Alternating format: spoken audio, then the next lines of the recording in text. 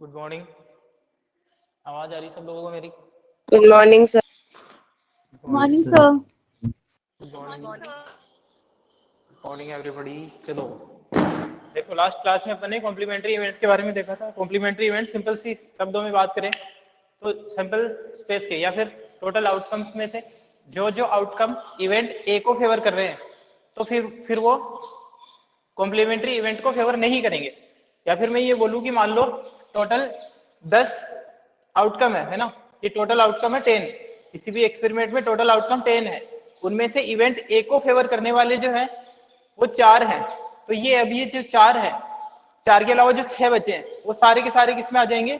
Complementary event of ए में आ जाएंगे। ठीक है, ये वाली चीज रिकॉल कर पा रहे हो आप कि अगर मान लो किसी एक्सपेरिमेंट में 10 आउटकम है जिनमें से 4 आउटकम इवेंट ए को फेवर कर रहे हैं, तो 4 के अलावा जो बाकी 6 बचे हैं उन आउटकम से जो इवेंट बनेगी वो कौन सी हो जाएगी? कॉम्प्लीमेंट्री ऑफ इवेंट ए हो जाएगी। और अपन ने ये भी बताया था कि इसको कॉम्प्लीमेंट्री ऑफ इवेंट ए को अपन नोट ए से भी लिखते हैं या फिर अपन ए डैश से भी लिखते हैं या फिर ए बार से भी लिखते हैं। आपके ये दोनों नोटेशन है, नोट ए और ए बार वाला। बोलो, आई बात समझ में? Yes sir. ये बात ठीक है। चलो इसको अपन आगे बढ़ाते हैं।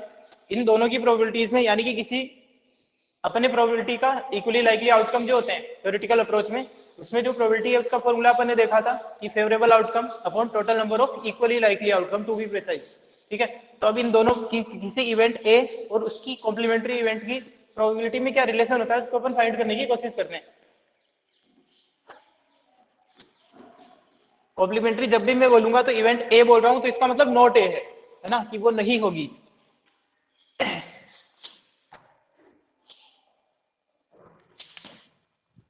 चलो जैसे फॉर एग्जांपल सिंपल सी बात है, अगर मान लो आज बारिश आने की प्रोबेबिलिटी 1/4 है ना, बारिश आने की प्रोबेबिलिटी 1/4 है, तो बारिश नहीं आने की प्रोबेबिलिटी कितनी है?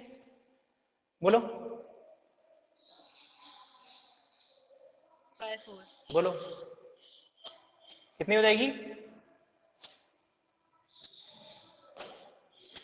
1 में से माइनस कर दो इसको, 1 में से 1/4 को माइनस कर दोगे तो 3/4 आ जाएगा। क्योंकि प्रोबेबिलिटी जो है सभी प्रोबेबिलिटीज का एलिमेंट्री इवेंट की जितनी भी प्रोबेबिलिटीज है एलिमेंट्री इवेंट की उनका सम 1 होता है। ये भी अपन ने प्रूव किया था, ये भी अपन ने चेक किया था कि जितनी भी एलिमेंट्री इवेंट है उन सभी की प्रोबेबिलिटीज का सम हमेशा 1 होता है। इस नोट भी लिखा है मैंने, पिछली क्लास में तो थ्योरी थी प्योर। अब देखते हैं अपन वापस से कॉम्प्लीमेंट्री इवेंट वाली जो स्टडी थी लास्ट में उसी से आपको कंटिन्यू करना है। मैं मान लेता हूँ कि लेट कोई एक्सपेरिमेंट है जिसमें n number of total outcome है ना, let there are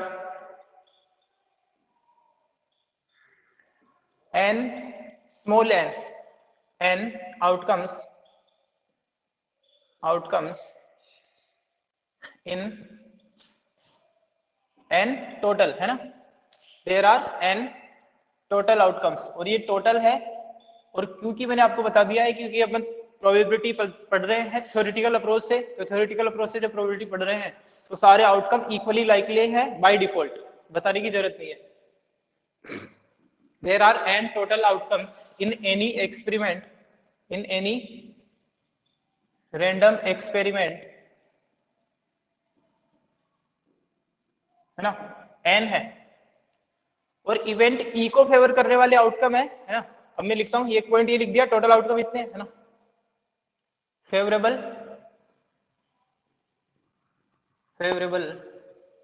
outcomes to any event E, कोई भी इवेंट ए मान लेते हैं ना, एनी इवेंट ए, इसके फेवरेबल आउटकम है इन एन में से एम इसको फेवर कर रहे हैं। जो मान लो 10 आउटकम है, उन 10 में से 4 या 10 में से 5 या 10 में से 8 9 या 10 में से 10 भी हो सकता है ना। अभी अपन देखेंगे आगे श्योर इवेंट या इम्पॉसिबल इवेंट जो होती है। तो यहाँ पे एक कंडीशन आप ये याद रखना कि जो एम है वो हमेशा एन से छोटा या इक्वल होगा। ये तो बिल्कुल बेसिक सी बात है ना यार। मान लो टोटल पॉसिबिलिटी, टोटल जो आउटकम है वही 10 है, तो ऐसा तो हो नहीं जाएगा कि किसी इवेंट के फेवर में 11 आउटकम हो। ये वाली बात क्लियर है सबको? बोलो, ठीक है ना। ये जो एम है आपका, एम क्या है? किसी भी इवेंट, इस एक्सपेरिमेंट की बात कर रहे हैं जिसमें एन आउटकम, उसमें से एम इसके फेवर में है, तो एम लेस देन होगा या ज्यादा से ज्यादा इक्वल हो सकता है ना, कि सारे के सारे आउटकम्स को सेटिस्फाई कर रहे हैं, है ना। अपन आगे देखेंगे एक चीज कब हो सकता है इक्वल। तो ये चीज आ गई। अब आप लोग एक बात बताना मेरे को, देयरफॉर यहां से अपन एक कंक्लूजन निकाल सकते हैं कि फेवरेबल आउटकम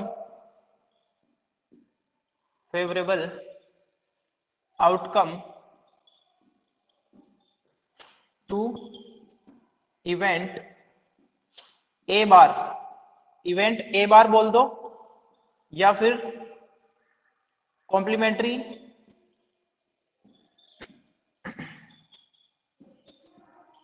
ऑफ ए बोल दो या फिर नॉट ए बोल दो, ए की बात है, ठीक है। ये सारी जो इवेंट है वो ए की है, इस वर्ड के लिए लिखे ये सारी चीजें मैंने। इवेंट ए बार बोल दो या फिर कॉम्प्लीमेंट्री ऑफ ए बोल दो या फिर नॉट ए बोल दो। आप मेरे को इतना बता दो कि टोटल एन है, उनमें से एन किसी ए इवेंट को फेवर कर रहे हैं, तो जो कॉम्प्लीमेंट्री है उसको कितने फेवर करेंगे, उसको फेवर करने वाले आउटकम कितने हो जाएंगे बताओ। उसको n minus m. n minus m हो जाएगा, ठीक है ना, सिंपल सी बात है, n माइनस एम हो जाएगा। ये आउटकम है आपके जो इसकी कॉम्प्लीमेंट्री इवेंट को फेवर कर रहे हैं। अब इन दोनों की प्रोबेबिलिटी अपन फॉर्मूला यूज करके निकाल लेते हैं, है ना। और प्रोबेबिलिटी का आपको फॉर्मूला पता है, प्रोबेबिलिटी ऑफ इवेंट ए निकालते हैं। मैं एक बार फॉर्मूला लिख देता हूं, favourable outcomes to event E, पूरा तो ये होता है favourable outcomes to event E upon total number of equally likely outcome. और आप सिंपली आउटकम भी लिख सकते हो क्योंकि थ्योरेटिकल अप्रोच ही है, बाय डिफॉल्ट ये मान के चलना। पुट कर दो,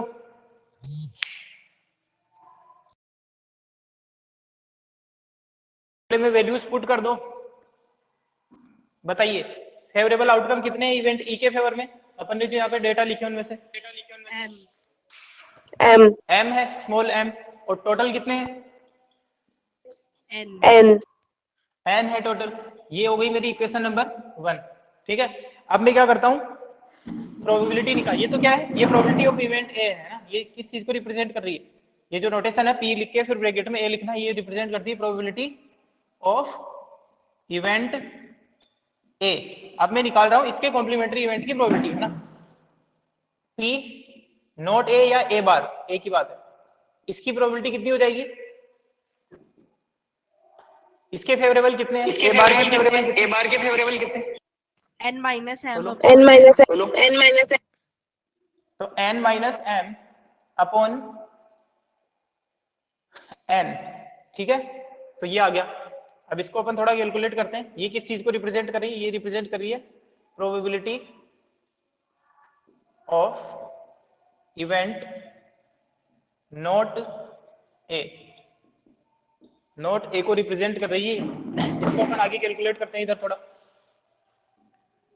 तो आप बताइए ये जो पी ए बार लिखा हुआ है, ये जो लिखा हुआ है इसको मैं ऐसे लिख सकता हूँ क्या, n upon n minus m upon n, क्या ऐसे लिख सकता हूँ इसको मैं, yes sir ठीक है। तो ये n से n कैंसिल आउट हो जाएगा, 1 बचेगा यहाँ पे, यानी कि P A bar is equal to 1 minus ये क्या है, इक्वेशन 1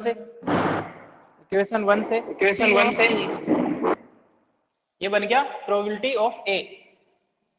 ये एक इंपॉर्टेंट रिलेशन है, आपको याद रखना है। किसी भी इवेंट और उसकी कॉम्प्लीमेंट्री इवेंट में एक रिलेशन होता है कि P A bar is equal to 1 minus P A, या फिर आप ऐसे भी याद रख सकते हैं इसको कि कॉम्प्लीमेंट्री और मेन इवेंट का जो सम है वो हमेशा 1 होता है, P A plus P A bar is always equal to 1, ठीक है। इसका स्क्रीनशॉट ले लो आप लोग, फिर अपन इम्पॉसिबल और श्योर इवेंट देखते हैं, उसके बाद क्वेश्चन करेंगे।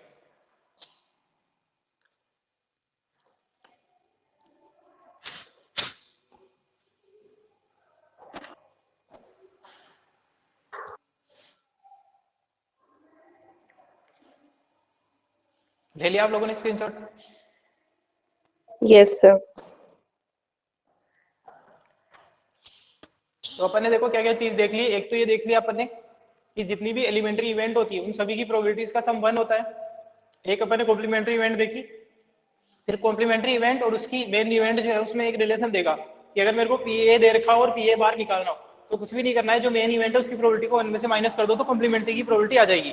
ठीक है, अब अगर अपन इस क्वेश्चन को करने की कोशिश करें कि मान लो बारिश आने की जो प्रोबेबिलिटी है वो 1/10 है, तो बारिश नहीं आने की प्रोबेबिलिटी कितनी हो जाएगी, 1 माइनस 1/10 हो जाएगी, दैट इज 9/10। ठीक है ना। अब अपन दो चीजें देखते हैं, इम्पॉसिबल और श्योर इवेंट।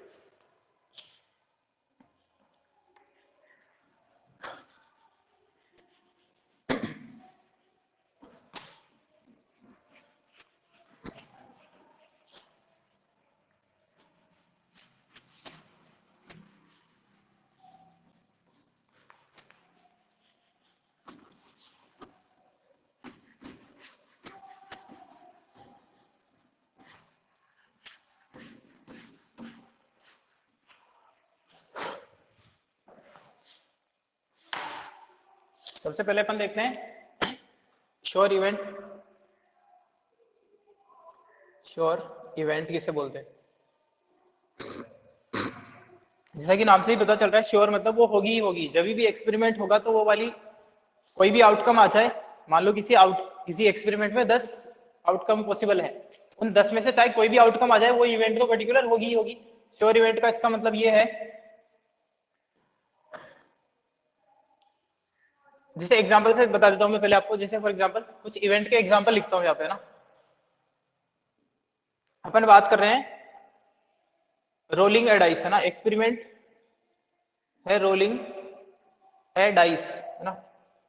इसकी कुछ इवेंट लिख रहा हूं मैं, इवेंट E1 है, एक्सपेरिमेंट क्या है, रोलिंग ए डाइस, तो इसके टोटल आउटकम कितने बताइए एक बार, रोलिंग ए डाइस वाले एक्सपेरिमेंट में, डाइस वाले एक्सपेरिमेंट में बताओ, इसमें टोटल आउटकम कौन कौन से हैं, 6, 1, 2, 3, 4, 3, 4, 5, 6, ये आउटकम है। इवेंट E1 में लिखता हूं, इवेंट E1 है getting a number greater than 6।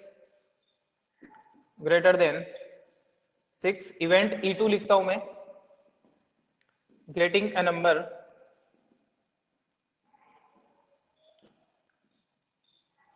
less than 1।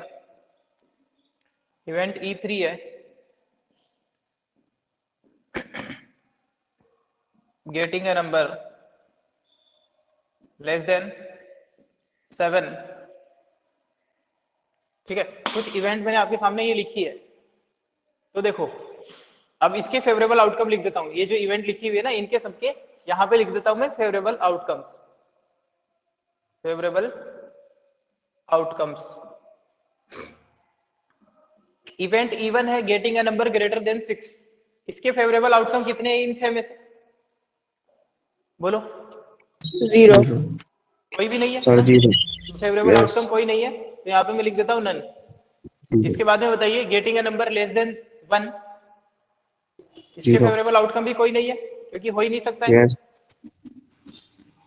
चलो getting a number less than 7, इसके फेवरेबल आउटकम क्या है, 0, सारे हैं getting a number less than 7, 7 से कम नंबर आना, डाइस थ्रो करोगे 1 आ गया, क्या इवेंट E3 हुई है, yes event E3 has occurred.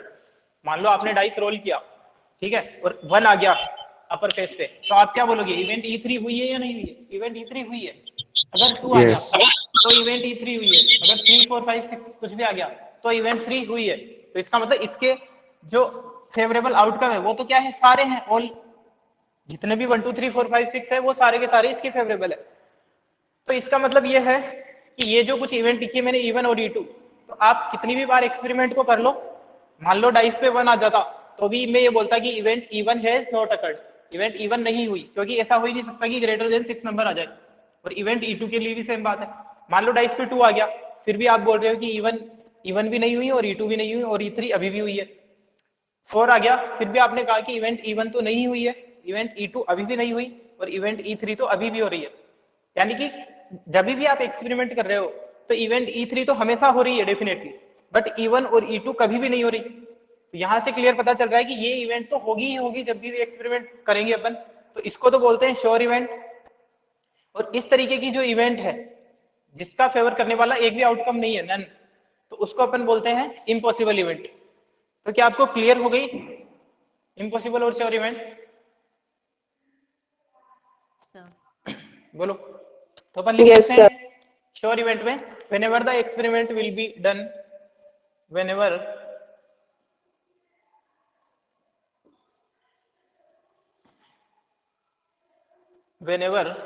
the experiment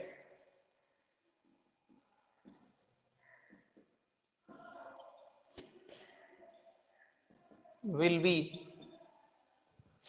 done,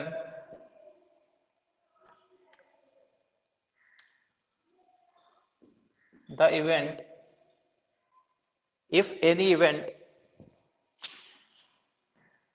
if any event such exists that it will always occur, then that event is called as good morning sir. Good morning. क्या हो गया? ज्यादा जल्दी नहीं आ गए आप? इसलिए ज्यादा जल्दी आ चलो बातें मत करो। that event is called sir. as, हाँ बोलो। सर आप पता नहीं उड़ा रहे क्या? फालतू की बातें मत करो, एडवांस बताओ कंट्रोल, फिर जाके। as sure advance event. Control. अरे बातें नहीं यार। ठीक है, तो जब भी एक्सपेरिमेंट होगा, अगर कोई इवेंट इस तरीके से एग्जिस्ट कर रही है, whenever the experiment will be done, if any event such exists that it will always occur, then that event is called as sure event. अपन यहाँ पे एग्जांपल लिख सकते हैं, on rolling a dice, on rolling a dice,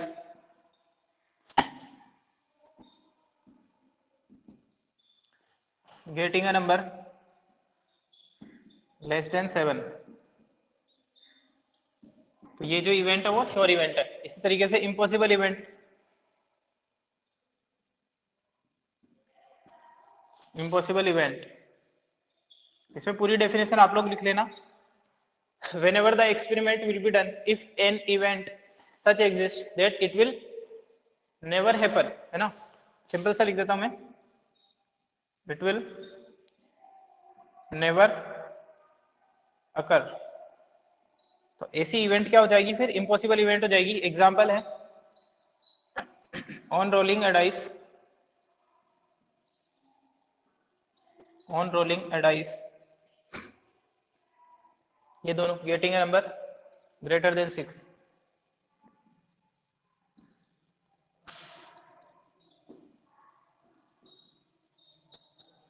greater than 6, इसका screenshot लो। तो ये impossible और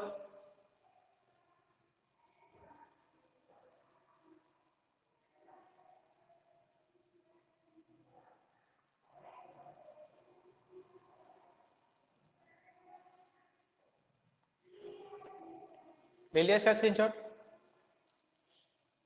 Yes, sir. Sir अभी रुक जाओ एक तो एक बार सेकंड। चलो एक साथ में ले लेना। एक और चीज बता देता हूं मैं आपको बोल रहा हूं कि अगर मान लो श्योर इवेंट की प्रोबेबिलिटी निकालनी है, श्योर इवेंट की प्रोबेबिलिटी निकालनी है, तो प्रोबेबिलिटी होती है favourable outcome upon total outcome. तो इसकी अगर मैं प्रोबेबिलिटी निकालूं तो इसके फेवर में, श्योर इवेंट के फेवर में कितने होते हैं अगर n पॉसिबल है तो? अगर मान लो n टोटल आउटकम है, n के n सारे की सारी ऑल यस ऑल इसके सर। फेवर में, तो ये हो जाएगा n अपॉन n। तो श्योर इवेंट की प्रोबेबिलिटी तो कितनी होती है? 1 होती है। और इम्पॉसिबल इवेंट की प्रोबेबिलिटी की बात करें, इम्पॉसिबल इवेंट की, तो इम्पॉसिबल इवेंट के फेवर में कितने होते हैं? कोई भी नहीं होता है, 0 होता है। तो ये हो जाएगी 0 n, यानी कि इसकी प्रोबेबिलिटी, याद ये भी चीज आप नोट लिख लेना कि श्योर इवेंट की प्रोबेबिलिटी 1 होती है और इम्पॉसिबल इवेंट की प्रोबेबिलिटी 0 होती है।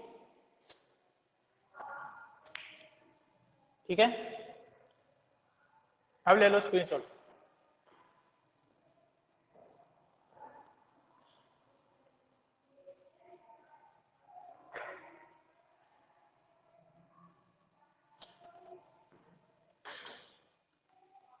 Yes, sir. ठीक है, तो ये चीज भी आप नोट में याद रखेंगे कि श्योर इवेंट की प्रोबेबिलिटी, ऐसी इवेंट जो हमेशा होगी ही होगी डेफिनेटली, तो उसकी प्रोबेबिलिटी 1 हो जाएगी।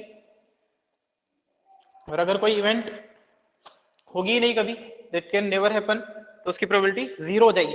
तो इसका मतलब एक चीज और समझ सकते हो, तुम किसी भी इवेंट की प्रोबेबिलिटी 0 या 1 के बीच में ही होगी ना, या तो वो इवेंट नहीं होगी या फिर हमेशा होगी। तो किसी भी इवेंट की प्रोबेबिलिटी जो है वो 0 से, यहाँ पे नोट लिखवा देता हूं मैं,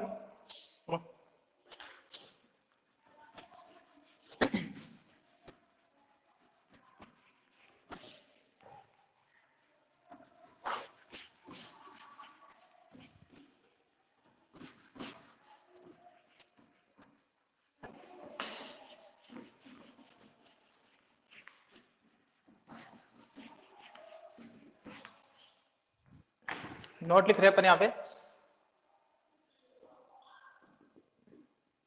फर्स्ट तो ये है कि probability of sure event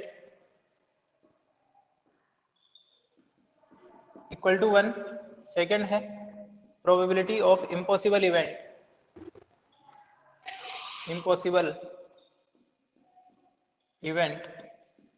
equal to 0। और थर्ड है फॉर एनी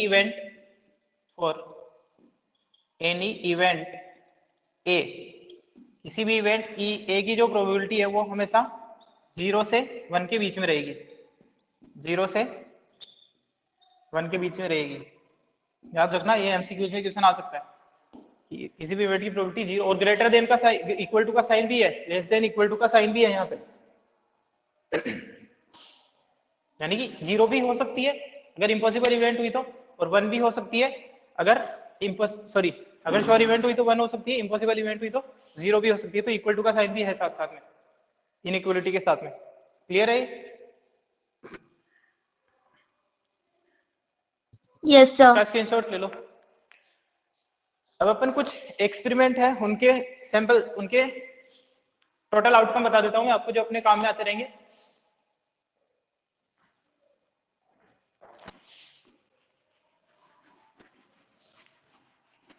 अच्छा, सबसे इंपॉर्टेंट चीज आप याद रखना कि प्रोबेबिलिटी जब भी अपन देखेंगे तो एक्सपेरिमेंट है कुछ, जैसे दो कॉइन को एक साथ टॉस करना और एक कॉइन को 2 बार टॉस करना, दोनों एक्सपेरिमेंट है। कुछ आउटकम देख रहे हैं अपन, टोटल आउटकम यहाँ लिखूंगा, इधर एक्सपेरिमेंट लिख रहा हूं मैं ना, यहाँ तो लिख रहा हूं मैं एक्सपेरिमेंट।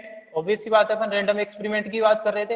रैंडम एक्सपेरिमेंट मैंने आपको फर्स्ट क्लास में बताया था, और यहां बना रहा हूं मैं आउटकम्स। ठीक है, फर्स्ट जो है वो है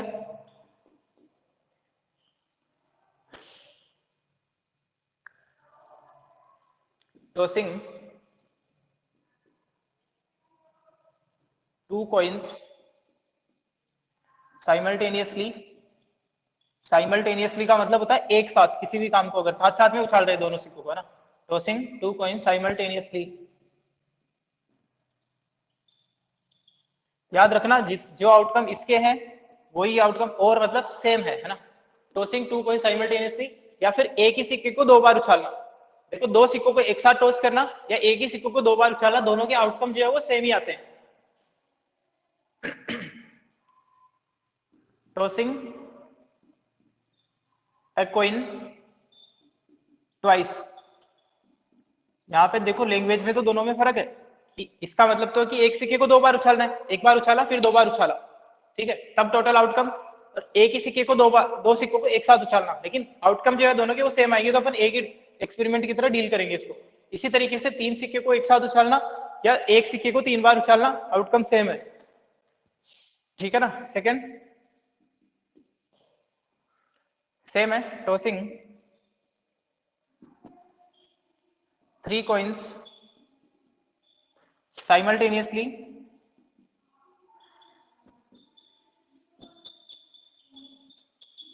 और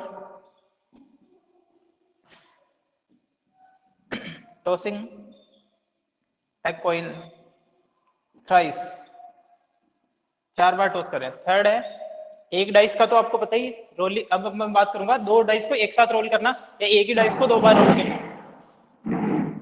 तीसरा एक्सपेरिमेंट है रोलिंग टू डाइस साइमल्टेनियसली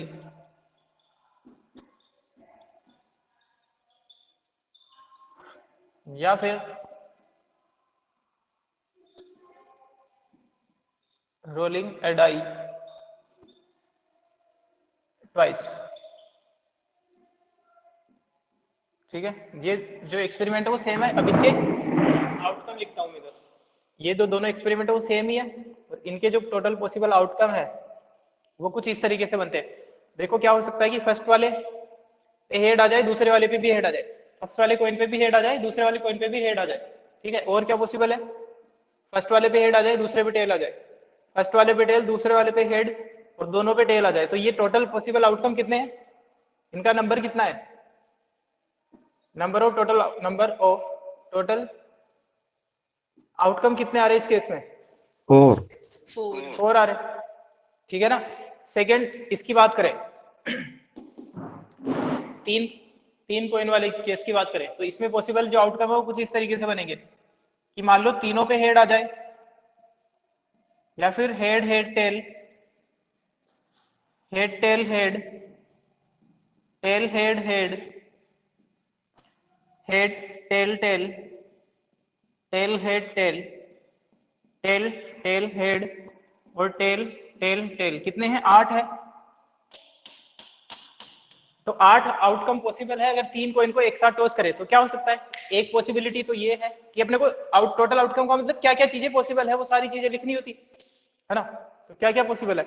एक तो हो सकता है कि तीनों सिक्कों पे हेड आ जाए, एक हो सकता है कि फर्स्ट वाले पे हेड, दूसरे वाले पे हेड, तीसरे पे टेल आ जाए। इसी तरीके से अलग अलग कंडीशन दे रखी है तो ये हो जाएंगे। और नंबर कितना हो गया यहाँ पे? टोटल नंबर कितने हो गए? 8। ठीक है, लास्ट वाला केस कि दो डाइस को एक साथ थ्रो करना है या एक ही डाई को दो बार थ्रो करना है। एक डाइस को जब अपन एक बार थ्रो करते हैं तो 1 2 3 4 5 6 ये पॉसिबिलिटी होती है। लेकिन अगर मान लो अपन दो डाइस को एक साथ थ्रो करें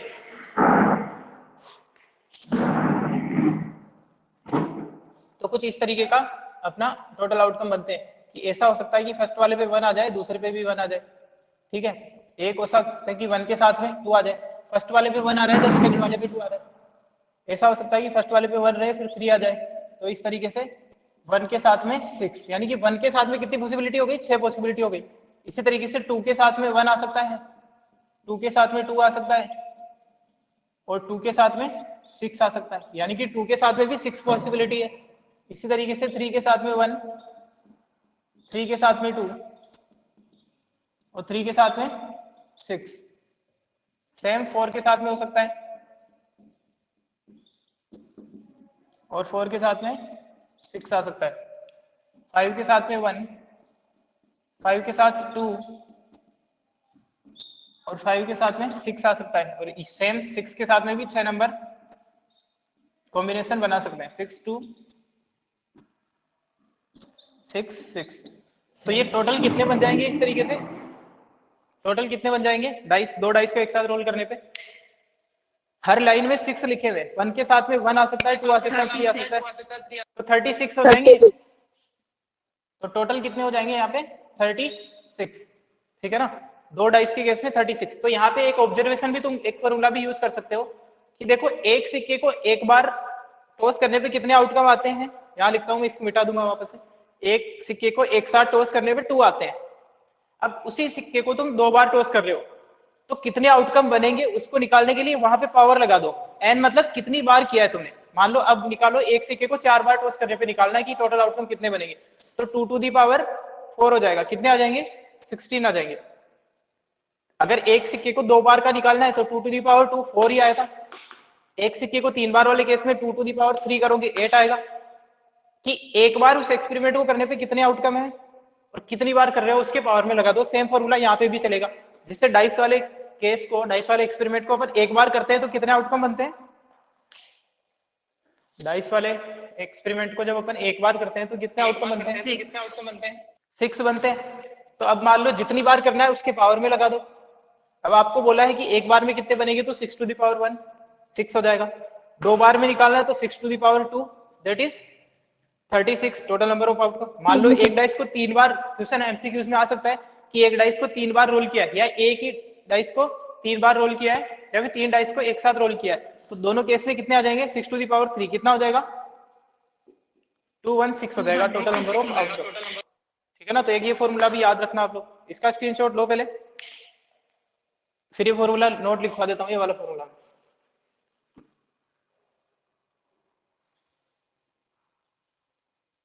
हो गया। Yes, sir. Yes, sir.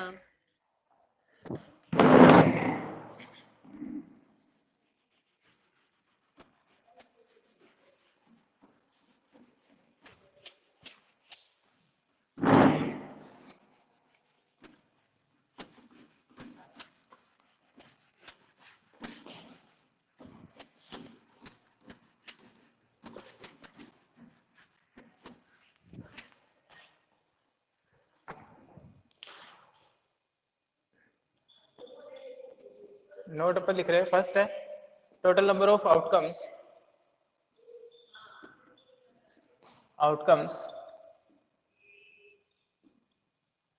when n coins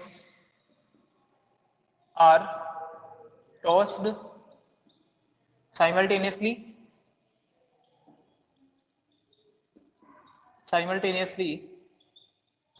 या फिर इसी को अपन दूसरा में लिख नहीं रहा हूं ना, n कॉइन को एक साथ टॉस करना, एक ही कॉइन को n टाइम टॉस करना, एक ही बात है।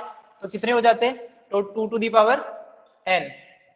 Second total number of outcome when n dice are rolled simultaneously, तो कितने हो जाएंगे, 6 टू दी पावर n हो जाएगा। ठीक है, इसका स्क्रीनशॉट लो, फिर अपन कार्ड के बारे में देखते हैं, फिर क्लास एंड कर दूंगा, 2 मिनट का काम हो रहा है। ये फॉर्मूला आप याद रखें, और इसके साथ वाला भी याद रखें कि एक ही सिक्कों को n टाइम उछालना या n सिक्कों को एक साथ उछालना। इसका स्क्रीनशॉट ले लिया आप लोगों ने। Yes, sir. चलो अब अपन कार्ड्स के बारे में देख लेते हैं। वैसे आप लोगों को पता ही होगा, फिर भी मैं एक बार बता देता हूँ, उसका स्क्रीनशॉट लेके रख लेना, अगर जिसको नहीं पता है तो। फिर आप लोग ट्यूशन भी ट्राई कर सकते हो, इसके बाद डायरेक्ट ट्यूशन ही है। सारी थ्योरी अपन ने कवर कर ली। अपन बात करते हैं कार्ड्स के बारे में, जो प्लेइंग कार्ड्स होते हैं। ये जो कार्ड है इसमें टोटल 52 कार्ड्स होते हैं और 4 सूट्स होते हैं, है ना, 4 सूट्स, और टोटल होते हैं 52 कार्ड्स। एक कार्ड का जो डेक है, 1 डेक ऑफ कार्ड में, है ना, मैं लिख देता हूं मैं, 1 इन 1 deck of card. 1 deck of card में 4 सूट होते हैं जिसमें 52 कार्ड होते हैं, है ना, यानी कि 13 ईच में हो जाएंगे। अपन कलर वाइज डिवाइड करें, है ना, colour wise divide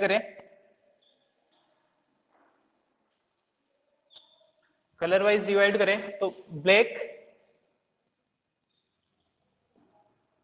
and red. जो ब्लैक है उनका नंबर होता है 26 और रेड भी होते हैं 26। ठीक है, 2 सूट ब्लैक होते हैं और 2 सूट रेड होते हैं।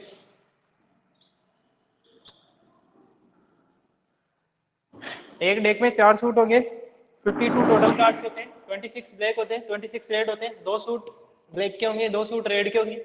ये जो 2 सूट होते हैं इनमें, इसके जो 2 सूट होते हैं उनकी बात कर लेते हैं पहले। इसके जो 2 सूट होते हैं उनमें होते हैं हार्ट्स और एक होते हैं डायमंड्स।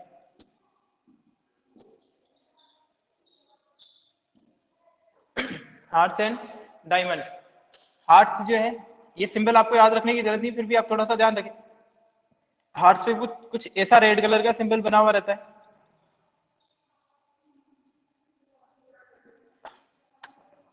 ये ज्यादा इंपॉर्टेंट नहीं है सिंबल। और डायमंड पे कुछ ऐसा, और आप लोगों को नॉलेज होगी वैसे भी, है ना, डायमंड पे कुछ ऐसा सिंबल बना हुआ रहता है। इनके जो नंबर है वो 13 होते हैं, 13 कार्ड हार्ट्स के हैं, और रेड में 13 कार्ड डायमंड के होते हैं, ठीक है ना। इसी तरीके से इसमें होते हैं क्लब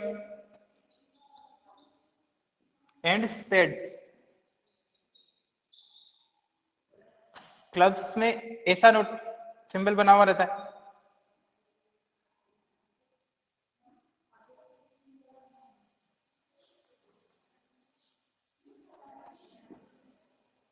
ठीक है, और स्पेड पे ये जो हार्ट है उसका उल्टा तरीके का बना हुआ रहता है, हार्ट्स में जो सिंबल है और ब्लैक कलर का होगा। इसमें 13 कार्ड है और इसमें भी 13 कार्ड्स होते हैं। अब काम की चीज आती है कि फेस कार्ड और नंबर कार्ड की, है ना। ये वाली चीजें आपको पता ही होगी। काम की चीज है कि फेस कार्ड सभी में, हर सूट में, है ना, face card in each suit. हर एक सूट में जो फेस कार्ड है वो कौन कौन से होते हैं? Jack, queen and king. याद रखना, इन्हीं को फेस कार्ड मानते हैं। एस जो होता है, इक्का जो होता है एस, उसको अपन फेस कार्ड नहीं मानते। जैक, क्वीन और किंग, ठीक है, यहां पे लिख देता हूं मैं, जैक, क्वीन एंड किंग, ये आपके फेस कार्ड होते हैं। किसमें? हर एक सूट में। अगर मान लो हर एक सूट में 3 है तो टोटल कितने हो जाएंगे फेस कार्ड? पूरे डेक में टोटल फेस कार्ड कितने हो जाएंगे? बोलो। 12. टोटल फेस कार्ड हो जाएंगे 4 इंटू 3, क्योंकि 3 सूट है हर एक सूट में। अब इसके बाद में बात करते हैं अपन number cards. Number cards in each suit. हर एक सूट में जो नंबर कार्ड है वो 2 से स्टार्ट होते हैं, 2, 3 और 10 तक। तो हर एक सूट में कितने हो गए? हर एक 9. सूट में कितने नंबर कार्ड हुए? 9 हुए। तो टोटल नंबर कार्ड कितने हो जाएंगे? 36. 36. Total number card 36. Total number card हो जाएंगे 36। याद रखना, S is neither A number card nor a face card. Note S, जो अपना इक्का होता है ना, S is neither A face card nor a number card. Number cards 36 और 12, 48 और 4 ये होते हैं ना, 4 एसेज होते हैं। अब इसका स्क्रीनशॉट ले लो। नेक्स्ट क्लास से आपको क्वेश्चन ट्राई कर सकते हो। अब सारी थ्योरी अपने पढ़ ली है, फिर क्लास एंड करता हूँ।